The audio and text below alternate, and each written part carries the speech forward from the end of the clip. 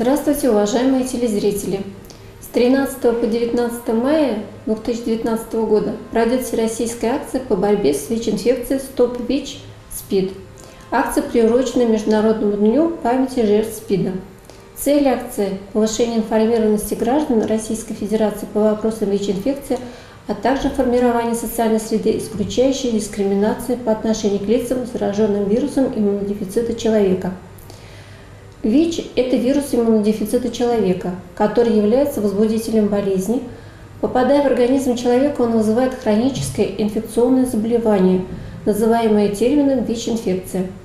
Это длительно протекающее заболевание, имеющее несколько стадий. Конечной стадией ВИЧ-инфекции является СПИД. Это синдром, то есть это совокупность признаков или симптомов данного заболевания. Приобретенный, значит, это не врожденный, а передающийся от человека к человеку и возникающий в какой-то момент жизни. Иммунодефицит – это поражение иммунной системы, неспособной противостоять инфекции. В 1983 году учеными было доказано инфекционная природа ВИЧ-инфекции. По данным Всемирной организации здравоохранения, на планете живет более 37 миллионов человек, инфицированных вирусом иммунодефицита. Ежедневно регистрируется более 5500 новых случаев этой инфекции. Большинство из них – молодые люди в возрасте до 30 лет. За последние 26 лет от СПИДа умерло около 25 миллионов человек. В Российской Федерации за 2018 год выявлено свыше 101 тысячи новых случаев ВИЧ-инфекции. Ежечасно в нашей стране заражаются этой болезнью 10 человек.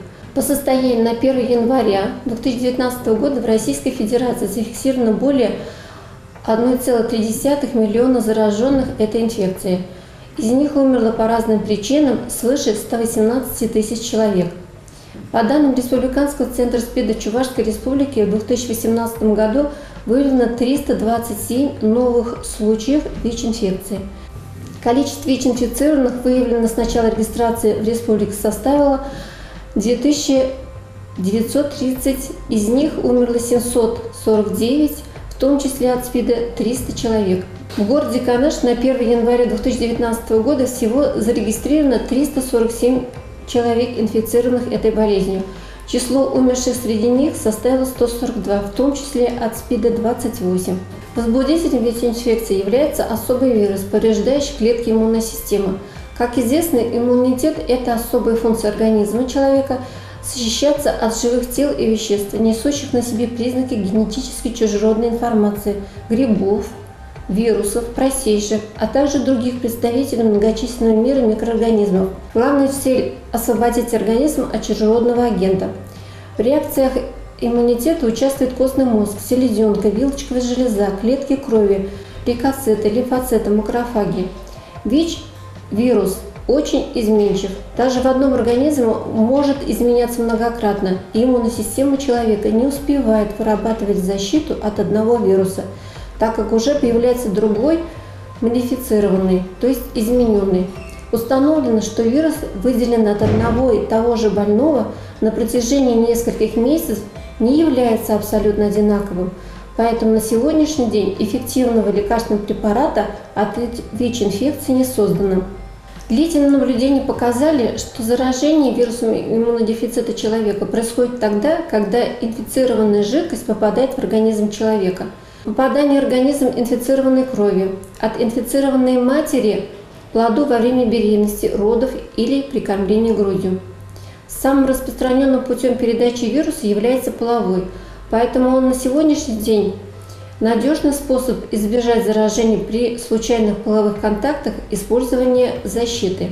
При переливании крови зараженного ВИЧ-донора, при контакте пересадки его органов и тканей, при повреждении кожных покровов или слизистых оболочек медицинским или иным инструментарием, загрязненным инфицированной ВИЧ-кровью. При косметических процедурах, нанесении татуировок, прокалывании ушей и других частей тела, загрязненных кровью ВИЧ-иглами. ВИЧ передается также от инфицированной матери ребенку. Передача вируса происходит при дефектах плаценты, приводящих к проникновению вируса в кровоток плода, а также при травматизации родовых путей и ребенка во время родов. Кроме того, ВИЧ содержится в моче, слюне, слезах, гное, поте зараженных людей, но концентрация вируса в этих жидкостях существенно ниже. Эти пути передачи рассматриваются как теоретически невозможные. Естественно, при контакте с поврежденной поверхностью, когда имеются кровоточащие раны, вероятность инфицирования резко возрастает. Вирусы, содержащиеся в незначительном количестве в этих жидкостях, легче проникнут в организм через трещины, эрозии, язвочки, и особой опасность эти жидкости приобретает, если к ним примешивается кровь. Другие пути передачи возбудителей СПИДа через воздух, воду, пищу практически исключаются.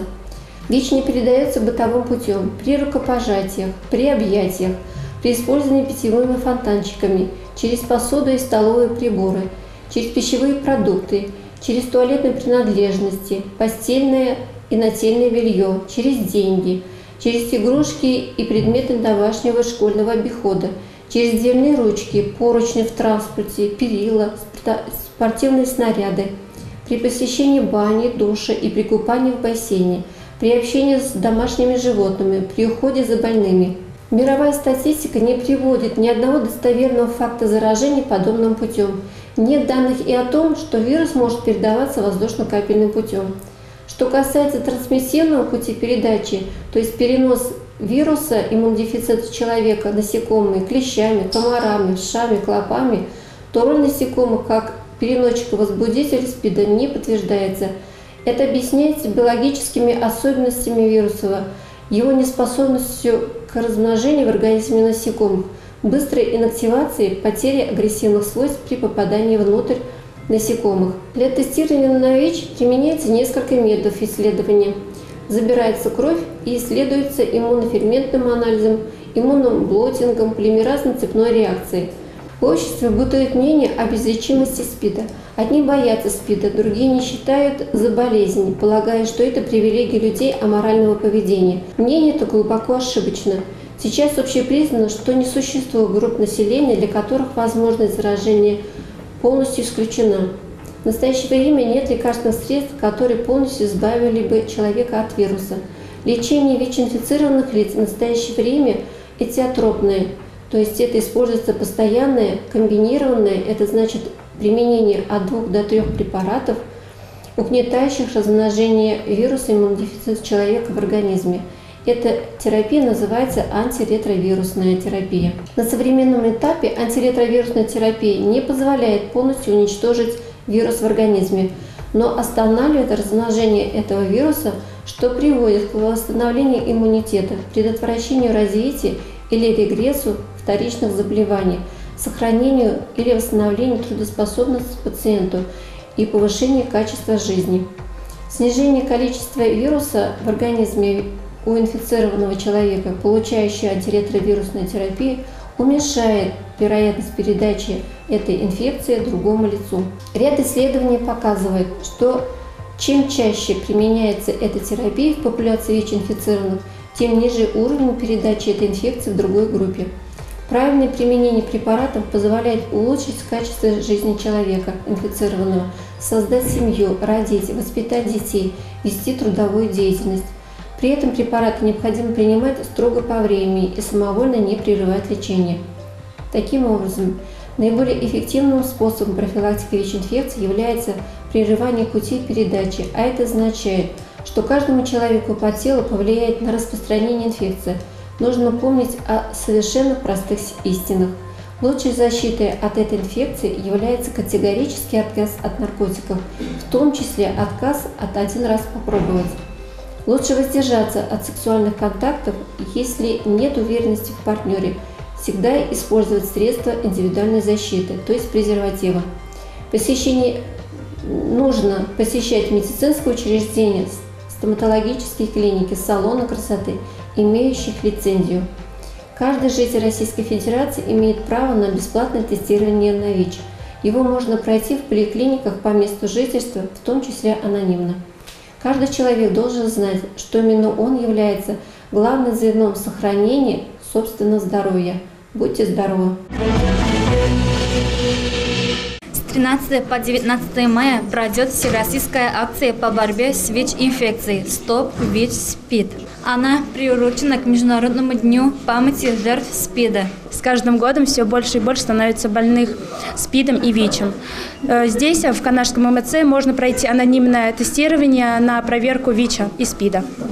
Об этом обследовании будет знать только врач и сам пациент. Если раньше можно было заболеть СПИДом или ВИЧем через кровь, кормление грудью или половым путем, то сейчас чаще молодежь может заболевать СПИДом и ВИЧем через косметологические процедуры, татуировки и пирсинги.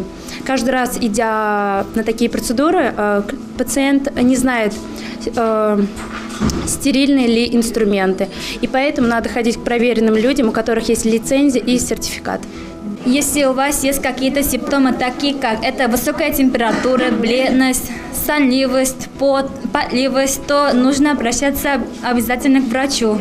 Сегодняшняя молодежь живет по принципу «остановим ВИЧ, СПИД вместе».